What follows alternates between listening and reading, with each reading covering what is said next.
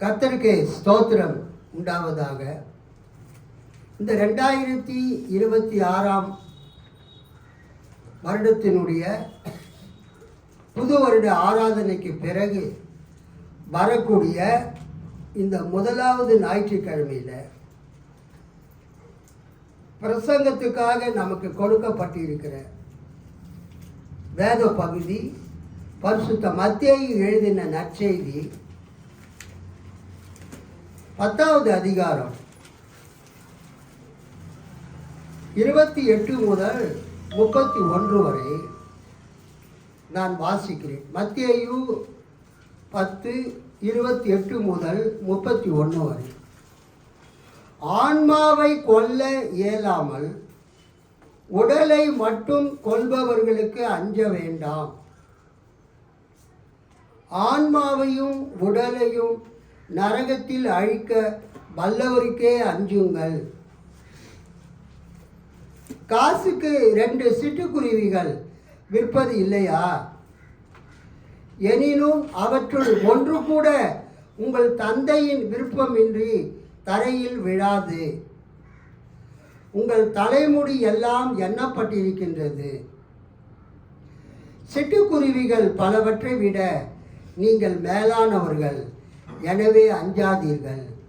அல்லேலூயா, அல்லேலூயா. கண்களை மூடி ஜெபிப்போம். பரலோகத்தின் பிதாவே, இந்த வேலைக்காக ஸ்தோத்திரம். 2026 ஆண்டு புது வருட ஆராதனைக்கு பிறகு வரக்கூடிய இந்த முதலாவது ஞாயிற்றுக்கிழமையில் எங்களோடு பேசுவீராக. பரிசுத்த ஆவியானவர் எங்களுடைய மனக்கண்களை பிரகாசிக்க பண்ணுவீராக. இயேசுவின் நாமத்தில் பிதாவே, ஆமென்.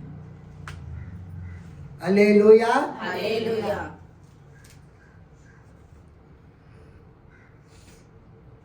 கர்த்தருக்குள் மிகவும் அன்பானவர்களே, பல நேரங்களில் நாம் கேள்விப்படுகிறவைகளை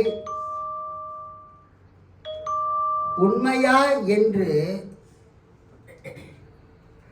நாம் பரிசோதிக்க வேண்டியவர்களாக இருக்கிறோம். நாம் கேட்கக்கூடிய செய்திகள் உண்மையா பொய்யா என்பதை நாம் என்ன செய்ய வேண்டும்? ஆமாம், பரிசோதிக்க வேண்டும், வெரிஃபை பண்ண வேண்டும்.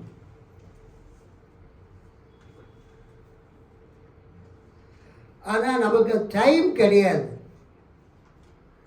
ஒரு பாஸ்டர் நமக்கு பிரசங்கம் பண்ணுறாரு, அவர் சொல்கிறது உண்மையா பொய்யான்னு நமக்கு எப்படி தெரியும்? நம்மளை விட அவர் பெரியவர். அவர் நமக்கு சொல்கிறது உண்மையா பொய்யான்னு நம்ம போய் செக் பண்ண முடியுமா?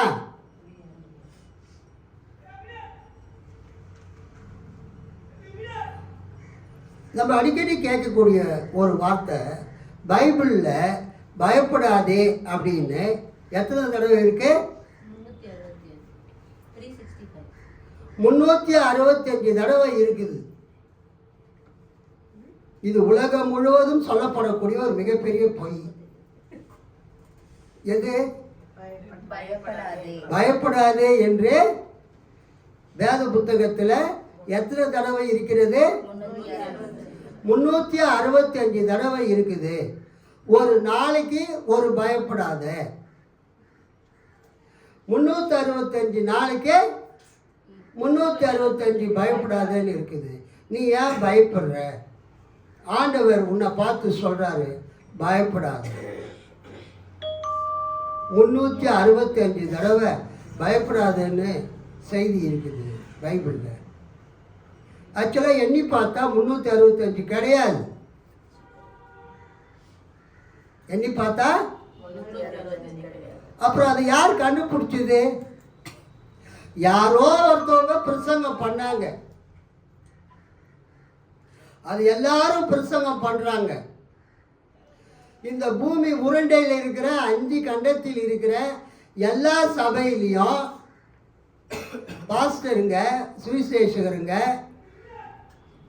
அந்த செய்தியை உண்மை என்று நம்பி என்ன பண்ணிட்டு இருக்காங்க?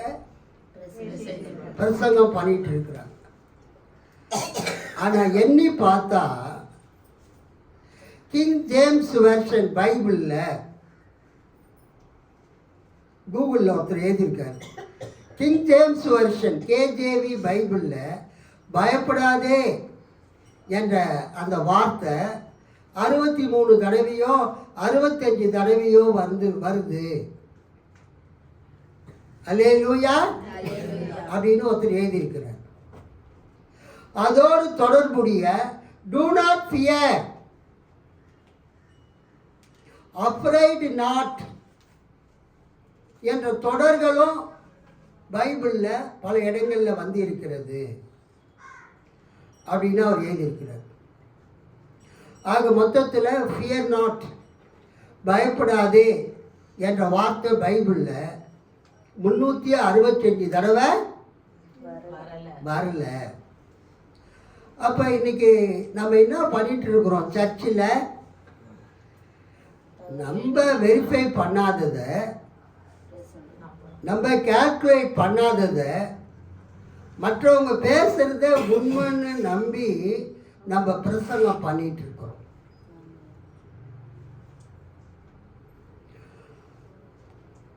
பழைய ஏற்பாட்டில் ஃபியர் நாட் என்கிற இந்த ஓல்ட் டெஸ்டமெண்ட்டில் ஃபார்முலா, ஃபியர் நாட் என்கிற அந்த ஃபார்முலா என்ற வார்த்தை 75 தடவை வருது. ஒரு அல்லேலூயா சொல்லுங்க. ஃபியர் நாட், பயப்படாதே என்கிற வார்த்தை பழைய ஏற்பாட்டில் 75 தடவை வருது.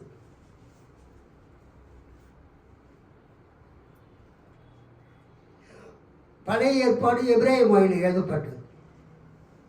புதிய ஏற்பாட்டில் இந்த பயம் என்கிற தமிழ் வார்த்தைக்கு ஆங்கிலத்தில் ஃபியர், கிரேக்க மொழியில் போபியா, கிரேக்க மொழியில சொல்லுங்க, சோஃபியா இல்லை, போபியா.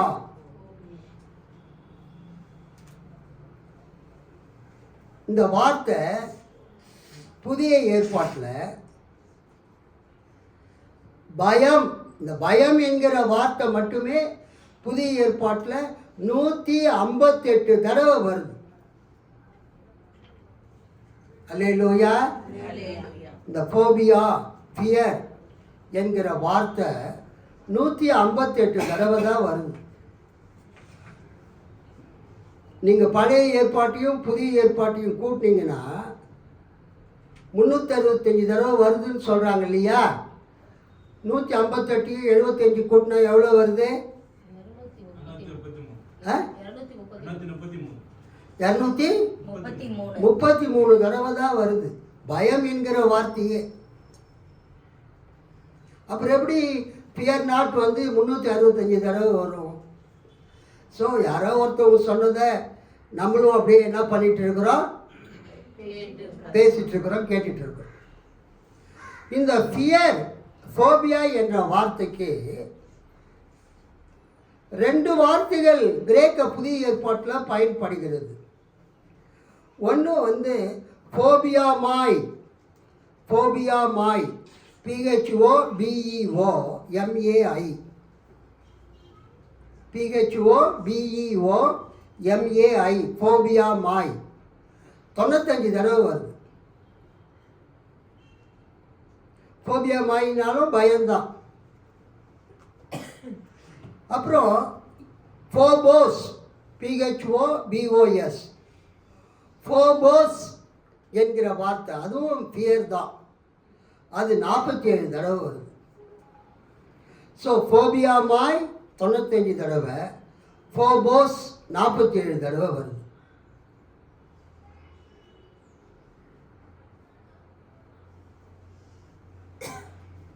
கிரேக்க நாட்டில் ஸ்பார்டன் என்கிற ஒரு நகரில்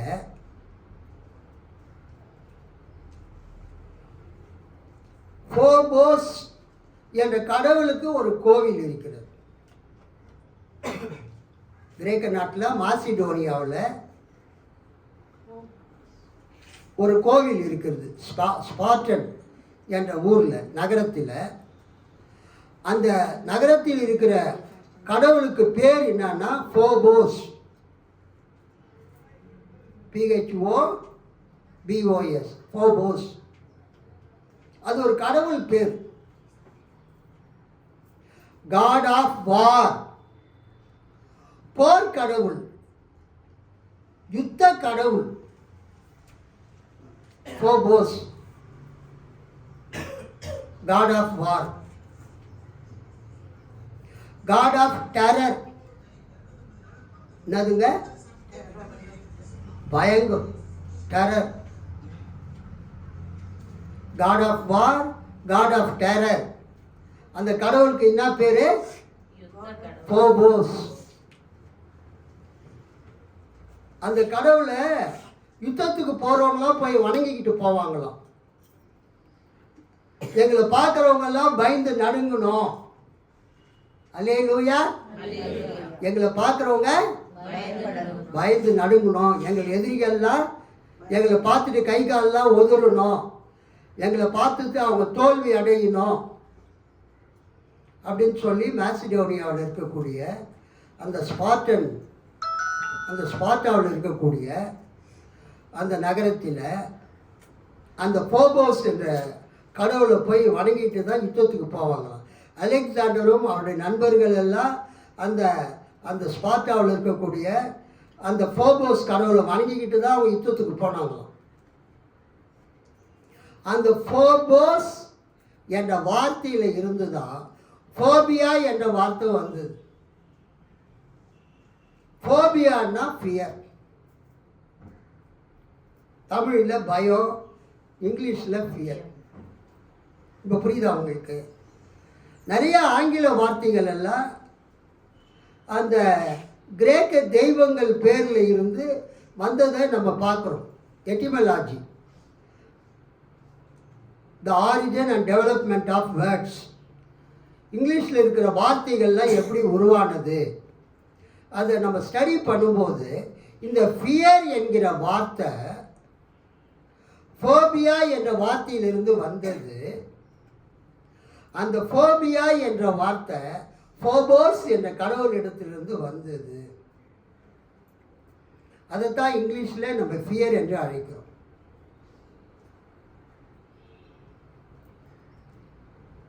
கர்த்தருக்கு ஸ்தோத்திரம். நான் காலேஜ் படிக்கும்போது, நான் படித்த காலேஜ் ஒரு நல்ல காலேஜ். பொறையார், தரங்கம்பாடி பக்கத்தில் இருக்கிற பொறையாரில் டிபிஎம்எல் காலேஜ். அது ஒரு கிராமம்தான். ஆனால் எங்களுக்கு டீச் பண்ணவங்க ரொம்ப நல்லா டீச் பண்ணாங்க. அது இங்கிலீஷாக இருந்தாலும் தமிழாக இருந்தாலும் physics, major physics, ancillary, mathematics, chemistry எல்லாமே நல்லா புரிகிற மாதிரி நல்லா டீச் பண்ணாங்க.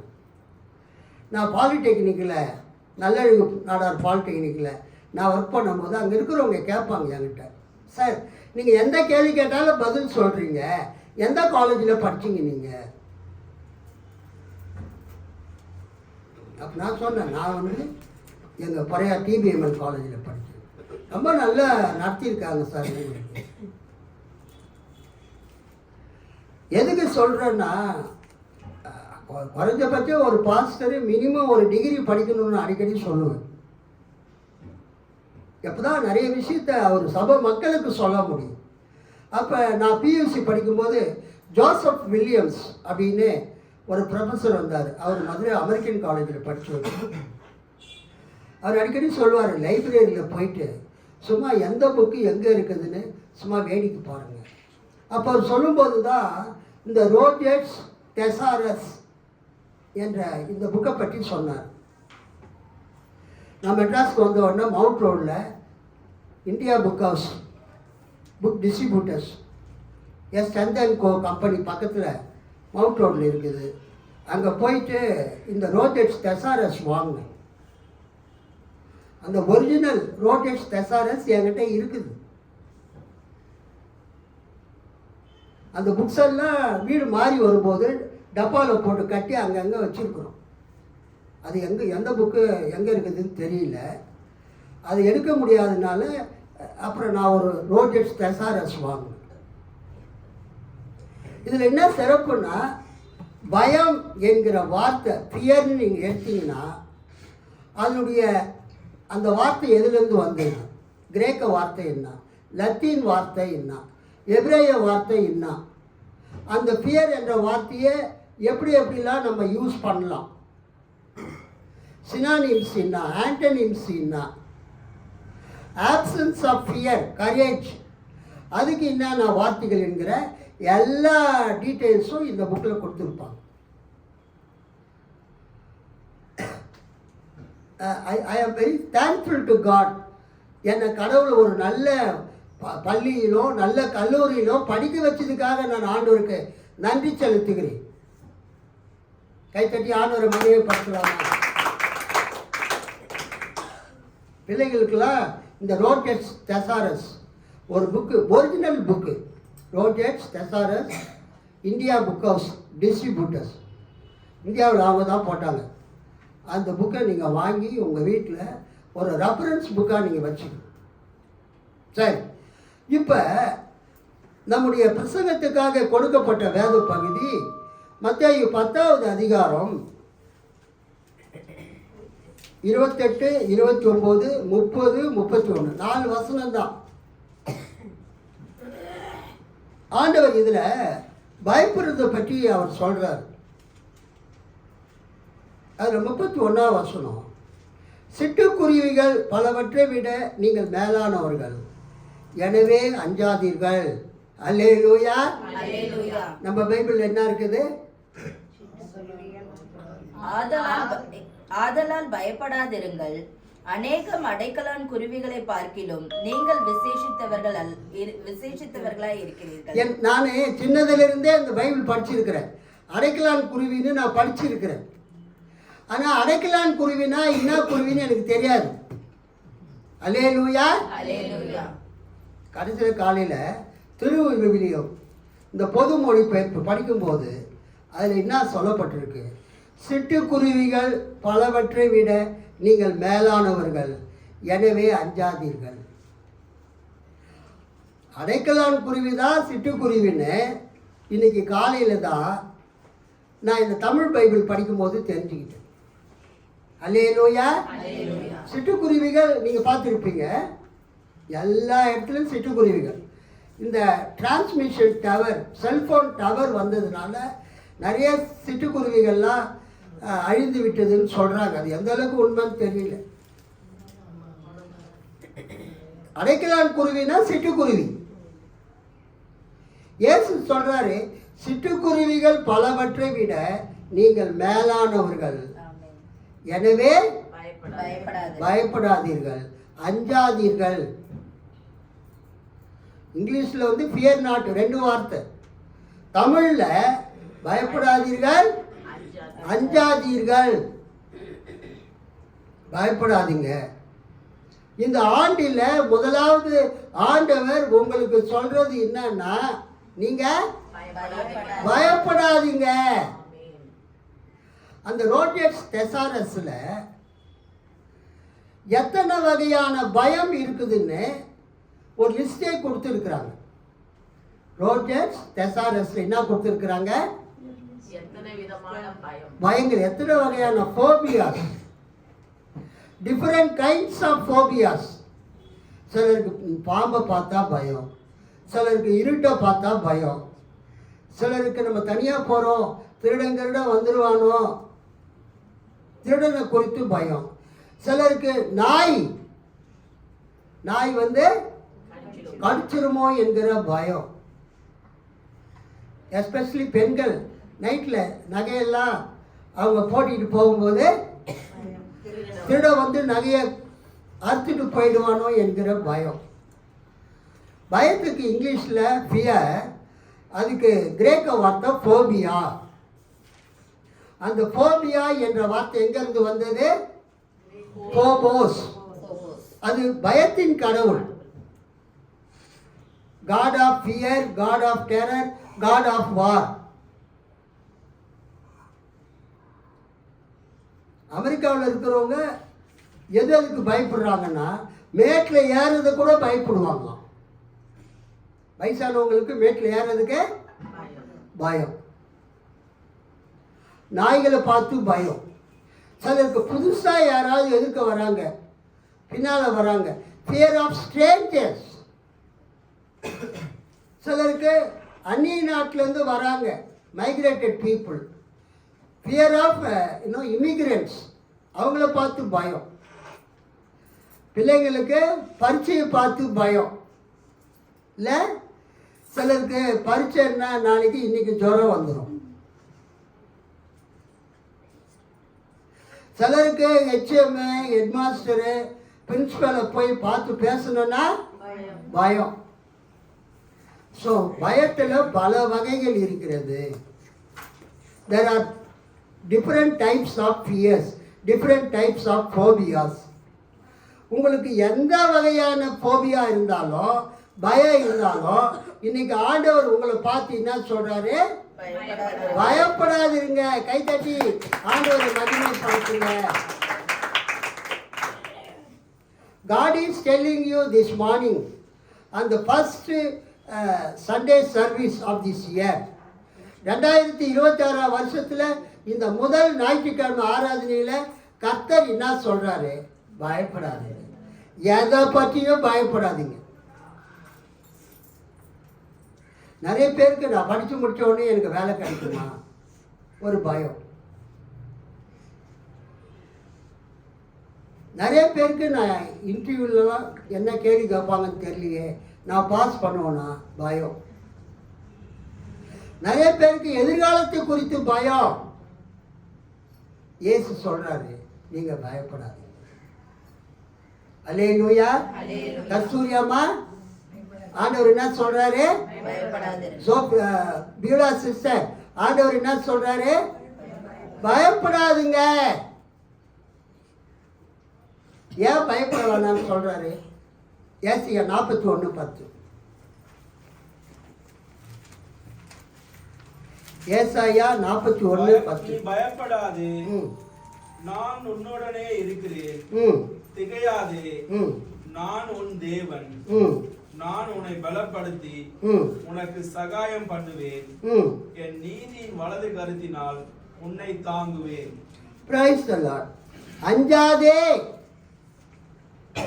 பயப்படாதே, அஞ்சாதே. fear not, நான் உன்னுடன் இருக்கிறேன். சரி, கர்த்தர் உங்களோடு இருக்கிறத நீங்க உணர்ந்தீங்கன்னா நீங்க பயப்படவே மாட்டீங்க. கர்த்தர் உங்களோடு இருக்கிறதை நீங்கள் உணர வேண்டும். அஞ்சாதே, நான் உன்னுடன் இருக்கிறேன். கலங்காதே, நான் உன் கடவுள். நான் உனக்கு வலிமை அளிப்பேன். I will strengthen you. உனக்கு உதவி செய்வேன். I will help you.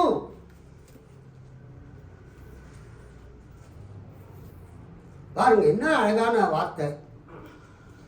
Oracle of salvation. உங்களை ரட்சிப்பதாக ஆண்டவர் தீர்க்க தரிசனமாக கூறுகிறார். அல்லேலூயா. உங்களை ரட்சிக்க போவதாக, உங்களை மீட்க போவதாக, உங்களை காப்பாற்ற போவதாக ஆண்டவர் என்ன சொல்லுகிறார்? பயப்படாதே, நான் உன்னோடு இருக்கிறேன். நீ திகையாதே, நான் உன் தேவன். நான் உனக்கு உதவி செய்வேன். நான் உன்னை பலப்படுத்துவேன். என் நீதியின் வலக்கையால் உன்னை தாங்குவேன். ஏசாயா 41:10. It is an oracle of salvation. ரட்சிப்பை பற்றிய ஒரு தீர்க்க தரிசனம், ஒரு இறைவார்த்தை, கடவுளுடைய வார்த்தை. அதிலே 13-14 வசனத்தை படிங்க. வர்த்தவங்க.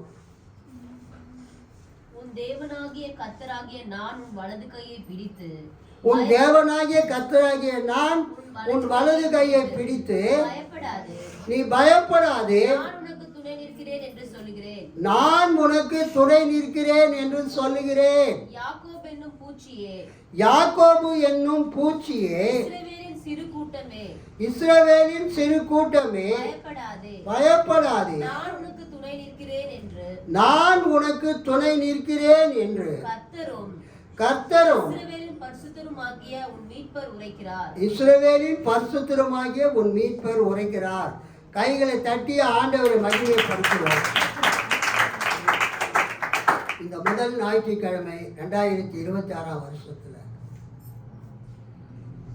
என் கையில் பணம் இல்லை, எனக்கு நிரந்தரமான வருமானம் இல்லை. இந்த வருஷத்தை நான் எப்படி தான் கடத்த போறேன்னு தெரியல. என்னுடைய பிஸ்னஸ்ல அந்த அளவுக்கு வருமானம் வரல. ஏதோ பிஸ்னஸ் நடந்துன்னு இருக்குது. எங்க வீட்டுக்காரர் ஆட்டோ ஓட்டுறாரு, அல்லது நான் ஆட்டோ ஓட்டுறேன். இந்த வருஷம் எப்படி எனக்கு வருமானம் வரப்போகுது தெரியல. நான் ஒரு சின்ன கம்பெனியில் வேலை செய்கிறேன்.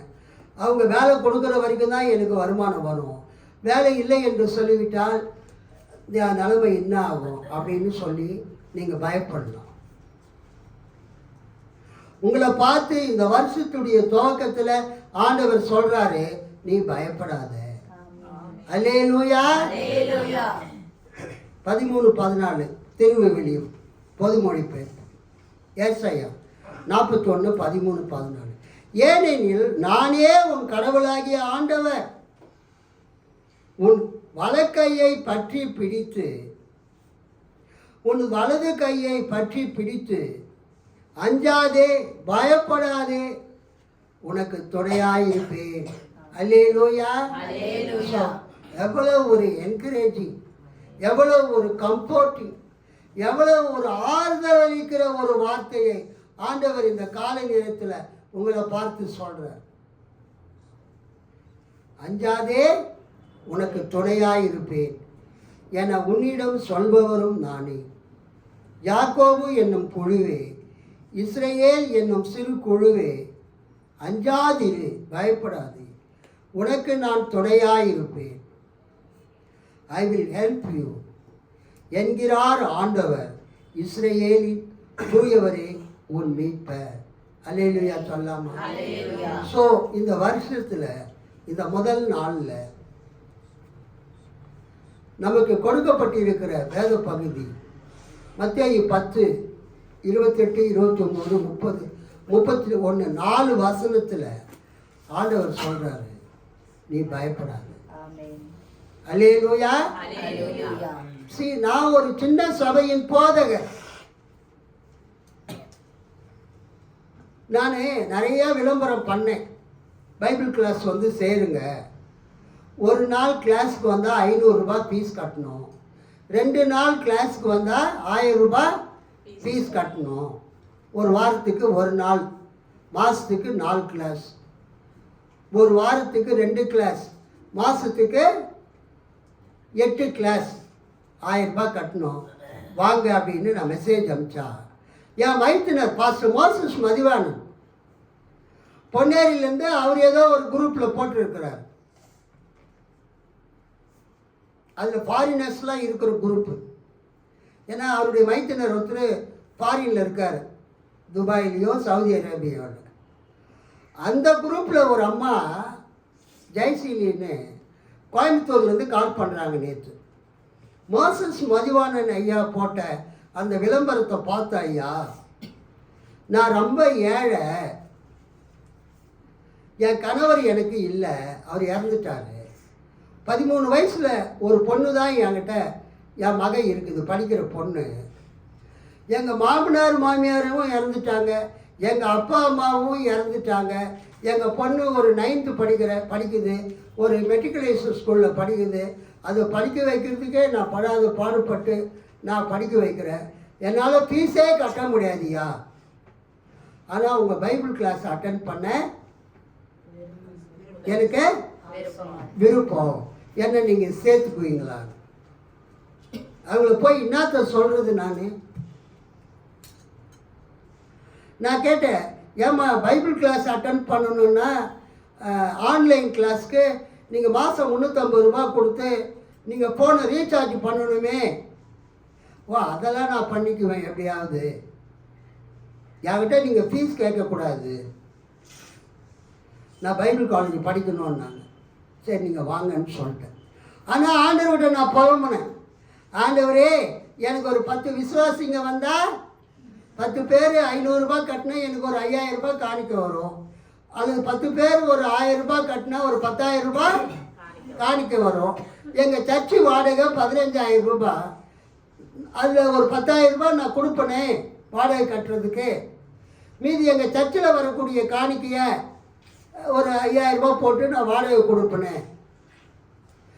இந்த உலகத்தில் எவ்வளோ பணக்காரங்க இருக்கிறாங்க, அவங்கள யாரையுமே என்கிட்ட அனுப்ப மாட்டேங்குது. இந்த ஜெயசீலி மாதிரி எந்த வருமானமும் இல்லாத ஒரு விதவை, அவங்க புருஷனும் இறந்துட்டாரு, அப்பா அம்மாவும் இறந்துட்டாங்க, மாமனார் மாமியாரும் இறந்துட்டாங்க, எனக்கு உதவி செய்யறதுக்கு யாருமே இல்லைன்றாங்க. இது மாதிரி ஆட்களை வரவழைச்சி, இது மாதிரி ஆட்களை என்கிட்ட அனுப்பி எனக்கு இருக்கிற துன்பத்தோடு ஏன் இன்னும் துன்பத்தை சேர்த்து கொடுக்குறீங்க? ஒரு மாதம் ஒரு 1000 ரூபாய் காணிக்க கொடுக்குற ஒரு ஆளை இந்த பைபிள் கிளாஸ்க்கு அனுப்பக்கூடாதா? அங்கெல்லாம் இப்போ புரியுதா உங்களுக்கு? கோயம்புத்தூர் கவுண்டம்பாளையத்துலேருந்து வராங்க, 12ஆம் தேதியிலேருந்து கிளாஸ். இன்னைக்கு நிறைய ஊழியக்காரங்க இப்படி தான் இருக்கிறாங்க. அல்லேலூயா. இந்த 2026 புது வருஷத்தில் ஆண்டவர் என் ஊழியத்துக்கு உதவி செய்கிற ஆட்களை அனுப்ப மாட்டாரா? எங்கள் சபையின் தேவைகளை சந்திக்கிற ஆட்களை அனுப்ப மாட்டாரா? இந்த சர்ச்சுக்கு ஒரு நல்ல ஆம்பிளிஃபையரும் ஸ்பீக்கர் பாக்ஸும் மைக் செட்டும் வாங்கணும் அப்படின்னு நம்ம பேசிகிட்டு இருந்தோம். யாராவது ஒருத்தர் ஒரு நல்ல காணிக்கை கொடுத்தாவே அந்த ஆம்பிளிஃபையரு, மைக் செட்டு, ஸ்பீக்கர் பாக்ஸ்லாம் நம்ம சர்ச்சுக்கு வாங்கிடலாம். ஆனால் நம்ம வரதெல்லாம் எப்படி வராங்க சொல்லுங்க? இந்த பைபிள் காலேஜ் அட்வர்டைஸ்மெண்ட் பார்த்து எனக்கு கால் பண்ணுறது மெஜாரிட்டி எனக்கு உதவி செய்யுங்க, நான் ஹாஸ்பிட்டலில் இருக்கிறேன், ரொம்ப கஷ்டத்தில் இருக்கிறேன், எனக்கு ஹெல்ப் பண்ணுறதுக்கு யாரும் இல்லை. அவங்க நினச்சிட்டாங்க நான் கோட் ஷூட்லாம் போட்டுட்டு அந்த ஃபேஸ்புக்கில் இருக்கிறதுனால இவர் ஒரு பெரிய கோடீஸ்வரர், இவர்கிட்ட நிறையா சொல்லுங்கள் ரூட் செல்லம்மா, நிறைய பணம் இருக்குது. யப்பா ஸ்டாலின் புக்கு போட்டார், அந்த புக்கில் அணிந்துரைக்கு என் ஃபோட்டோ வேணும்னாரு. அதுக்காகவே ஒரு அழகான ஃபோட்டோ எடுத்து கொடுத்தேன். ஆனால் ஃபேஸ்புக்கில் பார்க்குறவங்க என்ன நினைக்கிறாங்க, பாஸ்டர் ஒரு பெரிய சர்ச்சுக்கு பாஸ்டர், ஆயிரக்கணக்கான விசுவாசிங்க வராங்க, ஆயிரக்கணக்கான பணம் அவருக்கு வருது. அந்த பணத்தை அவர் என்ன பண்ணுறாரு, ரொம்ப தாராளமாக செலவு பண்ணுறாரு ஊழியத்துக்கு. ஏன் சொல்கிறேன்னா, கர்த்தர் மனிதர்கள் பார்க்கிற பிரகாரமாக நம்மை பார்க்கிறவர் அல்ல. நம்முடைய நிலைமையை அவர் அறிந்திருக்கிறார். நம்ம எந்த நிலைமையில இருக்கிறோம் என்பதை கர்த்தர் அறிவார்.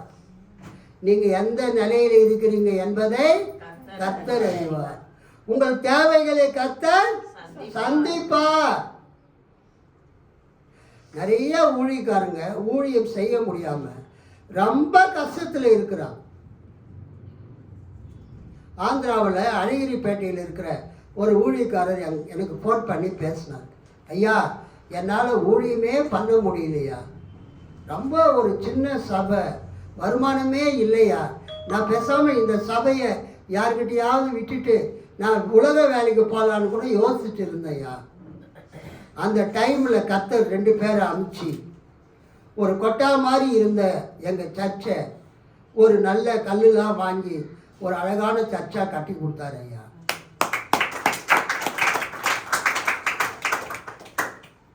ஸோ இந்த காலை நேரத்தில் ஆண்டவர் உங்களை பார்த்து என்ன சொல்கிறார் என்றால், நான் உன்னோடு கூட இருக்கிறேன், நான் உனக்கு உதவி செய்யும்படியாக உன் கூட இருக்கிறேன். நீ பயப்படாத, நீ திகையாத. ஆண்டவர் எனக்கு மட்டும் சொல்லலை, ஆண்டவர் உங்களுக்கும் சொல்லுகிறார். எனக்கு பிரச்சனை இந்த சபையை ஒழுங்காக நடத்தணும், இந்த சபைக்கு ஒரு நல்ல இடத்த வாங்கி சொந்தமாக ஒரு சர்ச்சை கட்டணும், அதுக்கு ஆண்டவர் உதவி செய்கிற மக்களை ஏற்படுத்தி கொடுக்கணும். அதே மாதிரி சபை மக்களாகி நீங்கள் ரொம்ப கஷ்டத்தில் இருக்கிறீங்க, ஏழைகளாக இருக்கிறீங்க, உங்கள் தொழிலை, உங்கள் வருமானத்தை, உங்கள் வேலையை கர்த்தர் ஆசீர்வதிக்க வேண்டும், உங்கள் பிள்ளைகளை ஆசீர்வதிக்க வேண்டும். நான் அதுக்கு தான் சொல்கிறது. இப்போ நம்ம கஷ்டப்பட்டு ஜாப் பண்ணி உங்களை பரீட்சையெல்லாம் பாஸ் பண்ண வச்சு நீங்கள் நல்லா வேலைக்கு போயிட்டு நீங்கள் ஒரு பொண்ணை லவ் பண்ணி கல்யாணம் பண்ணிவிட்டு நம்ம சபையை விட்டு நின்றுட்டிங்கன்னா அப்புறம் உங்களுக்காக ஜெபிச்ச அந்த பாஸ்டருக்கு எவ்வளோ வேதனை இருக்கும். புரியுதா உங்களுக்கு? சபையை விட்டு நீங்கள் நிற்கக்கூடாது. அந்த அழகிரி பாஸ்டர், அழகிரிப்பேட்டை என்ற ஊரில் இருக்கிற பாஸ்டர் தான் சொன்னார், எங்கள் சபைக்கு வந்த ஒரு பொண்ணு, கிறிஸ்தவ பொண்ணு, பேங்க்கில் வேலை கிடைச்சிது, ஒரு இந்து பையனை லவ் பண்ணிக்கிட்டு பொட்டு வச்சுக்கிட்டு பூ வச்சுக்கிட்டு சர்ச்சுக்கு வர்றதே நின்றுடுச்சு. அந்த பொண்ணு வந்து ஞானசாமி எடுத்த பொண்ணு. அல்லேலூயா.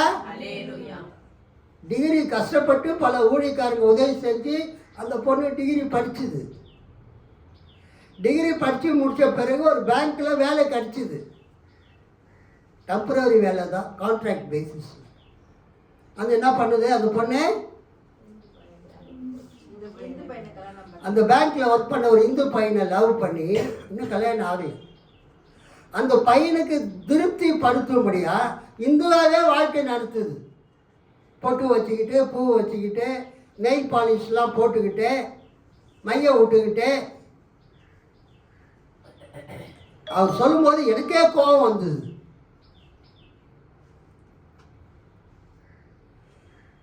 முன்ன எல்கேஜி யூகேஜிலேருந்து 5th வரைக்கும் பாஸ் பண்ண வச்சு, 6th-லேருந்து 10th பாஸ் பண்ண வச்சு, 11th 12th பாஸ் பண்ண வச்சு, உன்னை வந்து செங்கல்பட்டில் ஒரு காலேஜில் படிக்க வச்சு, கிறிஸ்துவ ஊழியக்காரங்க உனக்கு எல்லா ஹெல்ப்பும் பண்ண பிறகு ஒரு கிராமத்து பொண்ணுன்னு உனக்கு பேங்க்கில் வேலை கிடைச்ச பிறகு அங்கே வேலை செய்கிற ஒரு பையனை லவ் பண்ணிக்கிட்டு நீ இந்துவா நான் மாற போகிறேன், இந்து பையனை கட்டிக்க போகிறேன், அவன் சொல்கிறான் நீ இந்துவானா தான் உன்னை கட்டிக்க வேண்டான், சர்ச்சுக்கு போகிறதே நிறுத்திடுச்சான், பைபிள் படிக்கிறத நிறுத்திடுச்சான். அந்த பாஸ்டர் வருத்தப்படுறார். நீங்களாக இருந்தீங்கன்னா அந்த பொண்ணை பார்த்து பலாருன்னு ரைட் அண்ட் லெஃப்ட் விட்டுருப்பீங்க ஐயா. நான் சொன்ன கண்டிப்பாக நான் செஞ்சிருப்பேன். அந்த பொண்ணு ஒரு நன்றி இல்லாத பொண்ணு. ஆண்டவர் தனக்கு செய்த உதவியை அது என்ன பண்ணிடுச்சு, மறந்துடுச்சு.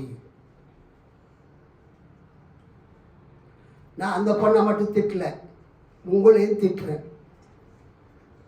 உங்களை ஆண்டவர் நல்லா படிக்க வச்சு, நல்லா வேலையை கொடுத்து, நல்லா சம்பளத்தை கொடுத்து, நல்லா உங்களை இதுவரைக்கும் காப்பாற்றி உங்களை வழிநடத்தி வராற, நீங்கள் ஆண்டவருக்கு என்ன நன்றியுடையவங்களா இருக்கிறீங்க.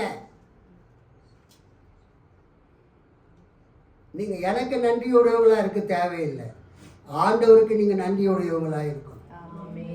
இயேசுவுக்கு நீங்கள் நன்றியுடையவங்களா இருக்கணும். கர்த்தர் உனக்கு செய்த நன்மைகளை, கர்த்தர் உனக்கு செய்த உபகாரங்களை நீ என்ன பண்ணக்கூடாது, மறக்கக்கூடாது. சங்கீதம் 103, 1, 2. அப்போ நான் சொன்னேன், சரி விடுங்க, அந்த பொண்ணை விடுங்க. மக்கள் அப்படி தான் இருக்கிறாங்க, நன்றி இல்லாதவங்க இருக்கிறாங்க. கர்த்தர் தங்களுக்கு செய்த எல்லா உதவிகளையும் மக்கள் ஈஸியாக மறந்துடுறாங்க. சரி, ஒரு நாள் அவங்க கர்த்தரை சந்திப்பாங்க. இன்னைக்கு உங்களை பார்த்து நான் சொல்கிறேன், கர்த்தர் உனக்கு உதவி செய்கிறேன்றார், நான் உன்னை தாங்குவேன்றார், உனக்கு எல்லா காரியத்தையும் செய்வேன்றார். ஆனால் நீங்கள் அவருக்கு நன்றி உடையவங்களாக இருக்கணும். அல்லேலூயா. ஸோ இந்த கால நேரத்தில் ஒட்டுமொத்தமாக நம்ம சபை மக்களுக்கும் இந்த செய்தியை யூடியூப் ஃபேஸ்புக்கில் கேட்க போகிற அனைவருக்கும் கர்த்தர் சொல்றாரு, நீ பயப்படாத. ஆமென். அல்லேலூயா. நான் உன் கூட இருக்கிறேன். கண்களை மூடி ஜெபிப்போம். Price the Lord. Hallelujah. Price the Lord. எல்லாரும் கர்த்தரை ஸ்தோத்திரம் பண்ணுவோம். ஸ்தோத்திரம், ஸ்தோத்திரம், ஸ்தோத்திரம், ஸ்தோத்திரம்.